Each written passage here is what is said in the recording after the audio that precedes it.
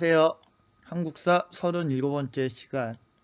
자, 오늘은 국권 침탈 과정에 대해서 말씀을 드리도록 하겠습니다. 자, 저 아시죠? 네, 똥 선생입니다. 똥 선생. 여러분과 같이 역사 공부를 오늘도 열심히 한번 해보도록 하시겠습니다.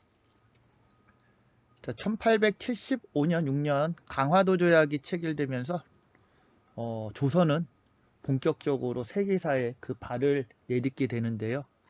이후 정말 많은 사건들이 일어났었죠. 뭐 위정척사라든지 개화 세력이라는 정치 세력의 대립이 벌어지기도 했었고요.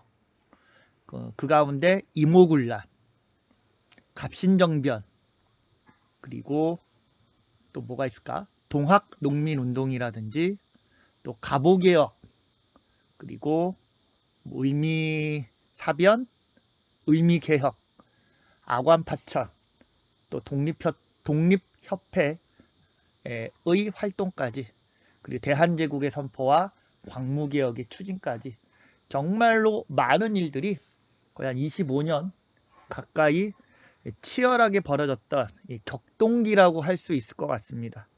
그 격동기의 혼잡한 정치적 상황 속에서 모든 사람들의 목적은 단 하나, 근대화된 자주국으로서의, 독립국으로서의 좀 지위를 지키고자 라는 목표를 가지고 열심히 다 좀 힘을 모으고자 하였지만 안타깝게도 잘 되지를 않습니다. 잘 되지를 않고 결국 1900년대, 즉 20세기에 들어서면서 본격적으로 좀 우리나라의 좀 조선의 대한제국에 대한 일본의 독점적 지배력이 강화가 되면서 결국 국권을 빼앗기게 되는데요.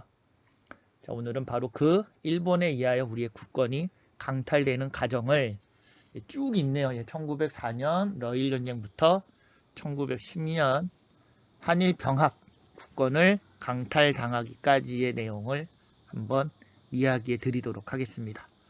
자, 오늘도 기운내고 힘내고 열심히 수업을 해 보도록 하십시다. 가볼까요?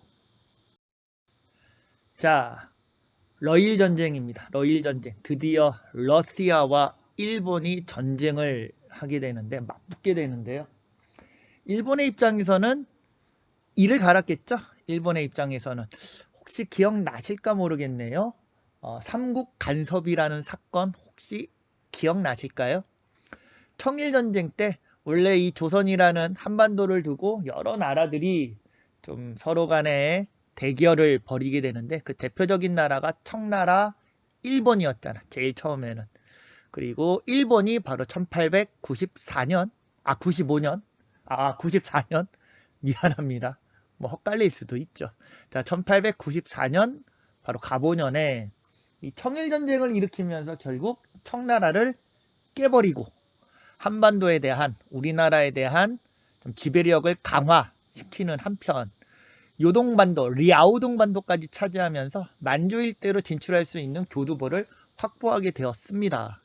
하지만 바로 이 러시아가 자기 친구들이었던 독일, 프랑스와 더불어서 일본에 좀 약간 강요 아닌 강요를 하게 되고 결국 일본이 그 러시아의 요구에 굴복해서 랴오동반도를 다시 돌려주게 되는 그 사건이 바로 삼국 간섭이었죠.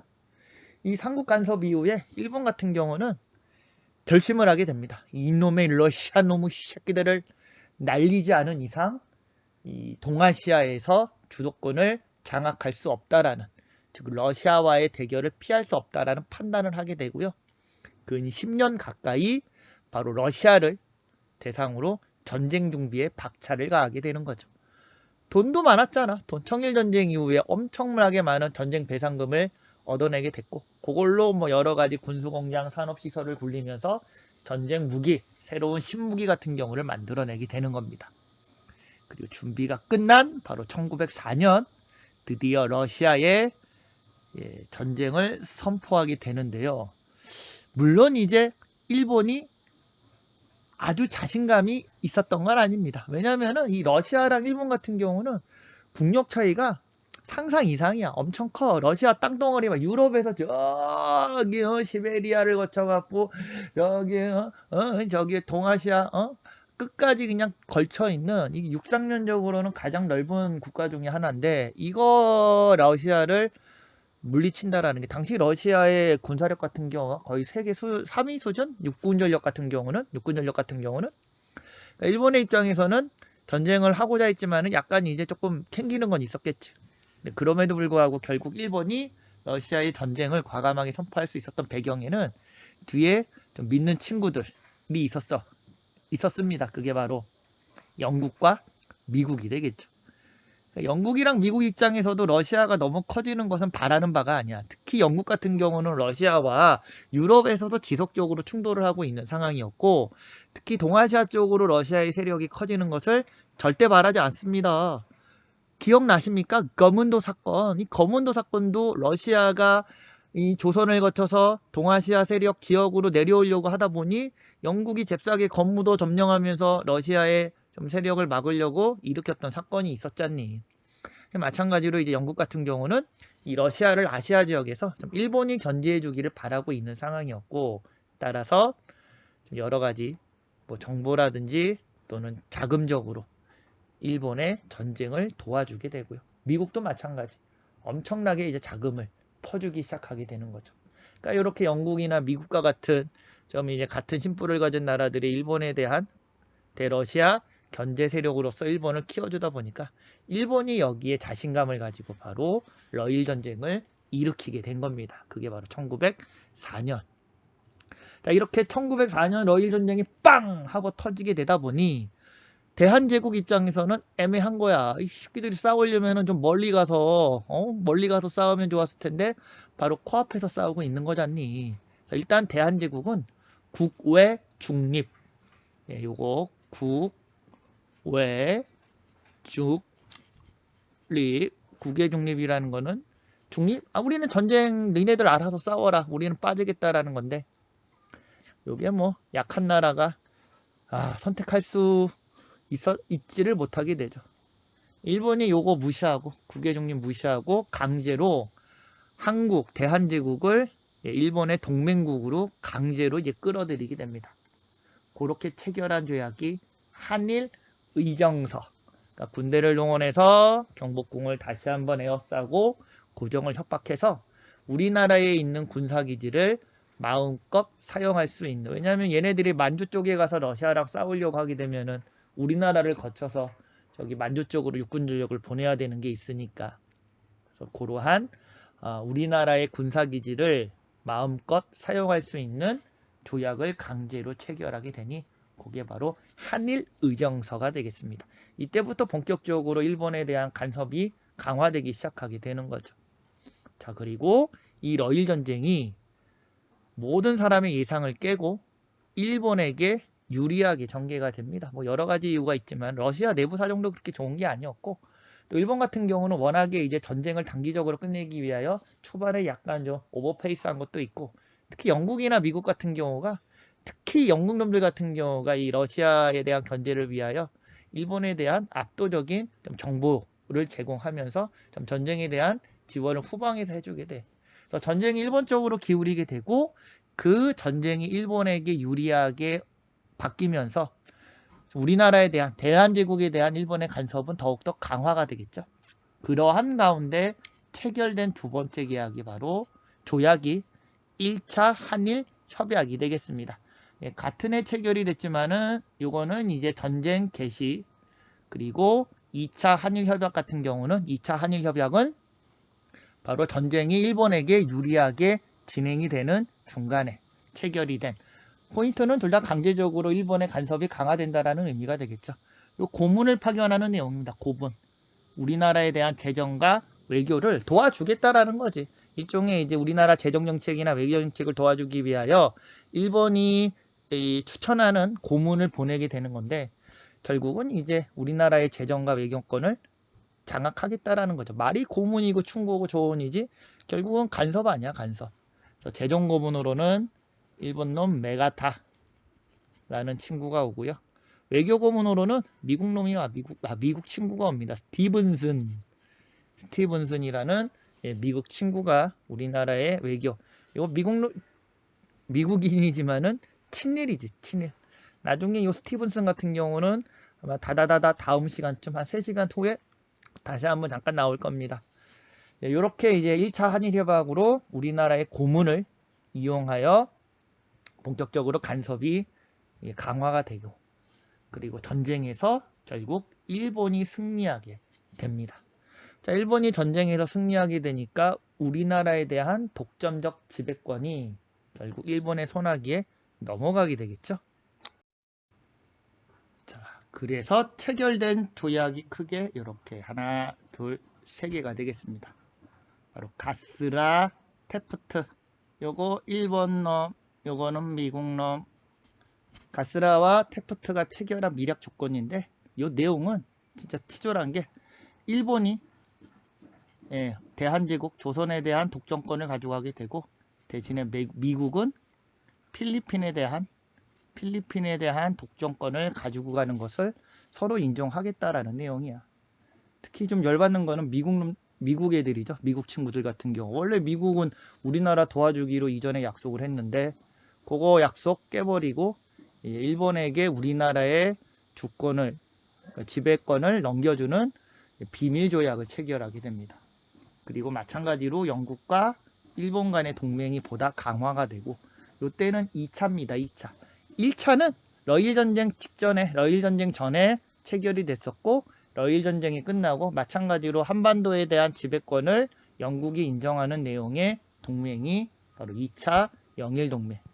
그리고 이 포츠모스 조약 같은 경우는 바로 러시아와 일본이 전쟁이 끝난 다음에 전쟁 이후 강화조약으로 체결이 된 것으로, 마찬가지로 대한제국 조선에 대한 일본의 독점적 지배권, 권익을 인정하는 내용이 되겠습니다. 그래서 이렇게 세 가지 가스라, 테프트, 영일동맹, 포츠모스 조약은 바로 일본이 독점적인 권익, 여기서 말하는 독점권이라는 것은 한반도에 대한, 대한제국에 대한 독점적인 권위를 인정하는 공통점을 가지고 있다라고 이해를 하시면 될 것 같습니다. 그러니까 동아시아에서 일본의 지배력이 강화되는 순간이 되겠죠. 러일전쟁 같은 경우는. 또 반대로는 우리 대한제국을 더 이상 도와줄 수 있는 일본의 경쟁국 자체가 이젠 없다 보니까 일본이 우리나라를 지배하는 데 있어서 우리나라를 도와줄 나라가 하나도 없다라는 것을 결정하게 되는 그러한 내용들이 되겠습니다. 자, 그리고 1909년 드디어 일본이 우리나라의 국권을 빼앗는 가장 첫 번째 조약이 체결이 되니, 그게 바로 을사늑약, 을사조약, 을사늑약이 되겠죠. 원래 뭐 조약이라고 하지만은 요즘에는 늑약이라고 많이 부릅니다. 늑약이라는 거는 약간 뭔가를 강압적으로 또는 강제적으로 좀 강요해서 체결된 조약이라는 의미가 있기 때문에, 예전에 뭐 을사조약, 조약이라는 거는 나라 간에 협조해서 체결한 약속이 된다라는 뜻이 되겠고, 늑약이라는 거는 그런 약속이 아니라 한쪽 나라의 강압성에 의해서 체결된 조약이라는 내용 때문에 요즘에는 이제 을사늑약이라는 표현을 많이 쓰죠. 또는 이제 제2차 한일 협약이라고 부르기도 하는데, 제2차, 이전에 1차 협약이 있었고 두 번째로 체결된 한일 간의 협약, 2차 협약이라고 얘기하지만은 거의 뭐 이제 을사늑약, 을사조약이라고 많이 부르고 있죠. 내용은 간단합니다. 외교권을 빼앗긴다라는 거. 이건 꼭 좀 기억을 하셔야 돼요. 을사조약의 내용 같은 경우. 자, 외교권을 강탈하고, 그리고 통감부를 설치해서 우리나라에 대한 내정에 대한 간섭을 하겠다. 그러니까 지도하고 우리나라를 감시하기 위하여 통감부의 설치, 그리고 외교권을 빼앗기는 두 가지 내용이 있는 조약이 바로 을사늑약, 을사조약이 되겠습니다. 가장 이제 중요한 거는 요거죠. 외교권을 강탈당하고 있다라는 거. 당연히 우리 고종이 이거를 순순히 도장 찍은 건 아니고 일본의 무력으로, 그러니까 일본 애들 같은 경우가 이 조약 체결을 위해서 궁궐 전체를 일본 군대를 동원해서 포위를 하고 협박을 하는 거죠. 협박을 하고, 그리고 이제 고종과 신하들을 끌어모은 다음에 밤새 이제 강압적으로 조약 체결에 대한 강요를 하게 되는 거죠. 특히 고종 같은 경우는 최종적으로 도장을 찍지는 않습니다. 도장을 찍지 않고 중간에 빠져버리고 대신에 그 아래 있던 신하들, 여기서 나오게 되는 게 이제 바로 이분들이 되겠죠. 자, 가운데 큰 분이 이토 히로부미 씨가 되겠고, 이토 히로부미, 을사득약을 기획하고 밀어붙인 장본인. 우리가 제일 싫어하는 양반이 이토 히로부미잖아. 이토 히로부미와 그 밑에 BTS인가요? 무슨 기획사 사장님하고 아이돌인가? 이 5명을 을사조약 체결의 역적, 을사오적이라고 얘기를 하죠. 그 중에 가장 핵심적인 양반이 바로 이 친구잖아. 이완용이 같은 경우가 결국 을사조약, 을사늑약 체결에 가장 총대를 맸다라고 그러긴 좀 그렇고 앞장을 서서 좀 체결에 좀 힘을 실었다라고 하네요. 어쨌거나 이 을사늑약이 체결되면서 우리나라의 외교권은 박탈당하게 되고 결국 우리는 일본의 보호국으로, 일본의 보호를 받는 나라로 전락하게 되는 겁니다. 자, 실제 이 을사조약 체결 이유가 물론 완전히 우리 국권을 빼앗기게 된 거는 1910년이지만은 이 1905년 을사늑약으로 인해서 우리나라의 국권은 거의 실질적으로 빼앗겼다라고 많이 좀 생각을 하고 있죠. 이 많은 사람들이 을사조약 체결에 반대하는 의병 활동을 하기도 하고 개인 의거 활동을 하기도 하고 또 심지어는 자결로서 을사늑약의 부당성을 알리기도 하는 여러 가지 활동이 나오게 되죠. 근데 결정적인 거는 이 을사늑약은 인정될 수 없는 불법성 있는 조약입니다. 왜냐하면 조약 체결이 되려면은 황제의 도장이 찍혀야지 효력이 발생하는 거잖아. 보시면 알겠지만은 고종 황제는 마지막 순간까지 조약문에 도장 찍는 것을 거부하게 됩니다. 결국 이 조약문에는 고종의 도장이 아니라 이렇게 당시 외교 대신이었던 박재순이라는 사람의 도장이 찍혀 있어. 따라서 고종 황제의 도장이 빠져 있는 이 조약문은 무효가 되겠고 이후 체결되는 모든 조약은 다 인정을 할 수가 없는 내용들이 되겠죠. 고종이 마지막까지 을사조약에 도장 찍지 않은 거, 여기 어떻게 보게 되면 고종의 가장 큰 업적 중에 하나가 되겠네요. 자, 이렇게 부당한 조약에 대한, 불법적인 조약에 대한 부당함을 알리기. 자, 상황이 이렇게 되니까 고종은 열받는 거야. 이건 아니야. 이건 아니야. 나는 절대로 을사조약을 찬성한 적이 없어. 내가 도장을 찍지 않는 이 말도 안 되는 조약을 나는 인정할 수가 없어. 하고 전 세계 일본의 문제점을 알리겠다 라는 생각을 가지게 됩니다. 그러한 생각을 가지고 또 당시 파리에서, 프랑스 파리에서 헤이그군요. 파리가 아니라 헤이그. 죄송합니다. 그럴 수도 있죠. 자, 헤이그에서 모든 유럽에 있는 나라들과 강대국들이 모여 평화회의를 열었는데 이 평화회의에 비밀리에 특사를 파견하게 되니 그게 바로 헤이그 특사 사건이 되겠죠. 우리가 잘 알고 있는 세 분의 특사, 이준, 이위종, 이상설. 다 이씨네요. 이씨들이 좀 똑똑한 분들이 많나 보네. 자, 이렇게 세 분의 특사를 비밀리에 헤이그에 파견하게 되고 이분들 같은 경우가 헤이그에 있는 거기에서 회의를 하기 위하여 모여든 나라들에게 일본이 강압적으로 우리나라를 빼앗았다. 을사조약은 무효다. 외교권에 대한 것은 다시 이거는 취소를 해야 된다. 라는 외교 활동을 벌이게 됩니다. 근데 문제는 거기 모였던 나라들이 미국, 영국, 프랑스 이런 나라들이잖아. 다 뭐야? 똑같은 놈들이야, 일본하고. 그러니까 여기에서 모였던 평화회의라는 거는 평화롭게 지구를, 세계를 나누어 먹자라는 강대국들의 회의야, 회의. 그러니까 얘네들 같은 경우가 물론 안타까워하기는 하지만은 이런 작은 나라의, 힘없는 나라의 이야기에 귀를 기울여줄 턱이 없겠죠. 결국 이 헤이그 특사, 거기에다가 이제 일본이 방해함에 따라서 헤이그 특사 사건은 실패로 들어가게 되고 대신에 일본 같은 경우가 바로 고종을 강압하게 되는 거죠. 실제 일본의 입장에서는 고종이 이게 만만한 친구가 아니잖아. 그러니까 이후 좀 국권을 빼앗는 데 있어서 걸림돌이 되기 때문에 좀 고종을 강제로 은퇴시켜야 된다라고 판단을 해서 바로 이 헤이그 특사 사건을 기회로 고종을 강제로 퇴위시키게 됩니다. 이유는 하나, 을사조약 때 우리나라가 외교권을 누구한테 넘기기로 했니? 일본한테 넘기기로 했잖아. 근데 비밀리에 외교력을 행사하고 있기 때문에 이게 계약 위반이라는 거죠. 이렇게 고종을 강제로 끌어내리고 고종의 아들이었던 조금 더 이제 만만한 친구가 되겠지. 일본 입장에서는 요 순종을 새로운 황제에 즉위시키게 되는 겁니다. 헤이그 특사 사건 같은 경우는 꼭 알아두세요. 일본의 을사조약에 대한 반발로 고종이 했던 대표적인 방법이 되겠습니다. 하지만 헤이그 특사 사건의 결과 고종은 강제로 황제의 자리에서 좀 퇴위당하게, 은퇴를 당하게 되었다. 이렇게 헤이그 특사 같은 경우는 좀 알아두시면 될 것 같아. 자, 이제는 거의 끝이네요. 네. 자, 7년으로 가게 되면은 조약을 하나 또 체결합니다.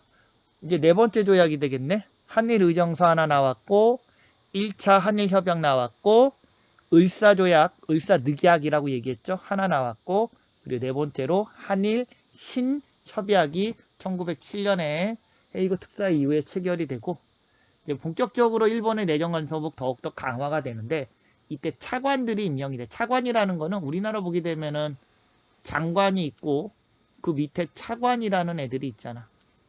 그러니까 행정력을 가장 실무적으로 갖고 있는 이 차관의 자리에다가 전원 일본인을 앉히게 됩니다. 우리나라의 정치는 다 이제 일본인 손아귀에 들어가게 되는 거죠. 그리고 바로 군대를 해산시키게 됩니다.